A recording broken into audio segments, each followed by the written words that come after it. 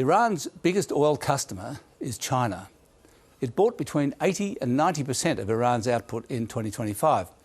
In fact, some analysts are suggesting that part of the reason the United States attacked Iran on February the 28th was to damage China. Not the main reason, of course, but a nice side effect. And there's no doubt it's hurting. Roughly half of China's crude oil imports and a third of its LNG imports come through the Straits of Hormuz.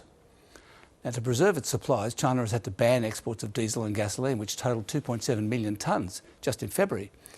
So yes, China is vulnerable. And when China sneezes, Australia catches a cold. But it's not that simple. For a start, China has built a petroleum reserve of 1.2 billion barrels of oil, 115 days worth, so they can last 3 times as long as Australia, for example. More importantly, the war in Iran could be playing right into China's hands.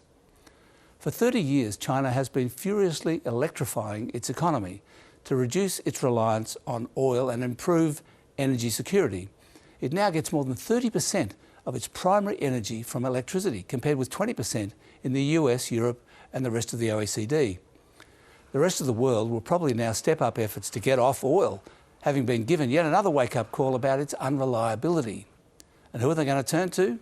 Why, China. The People's Republic completely dominates the manufacture of renewable energy equipment. For the simple reason, the government made sure it invested more than anyone else, much more.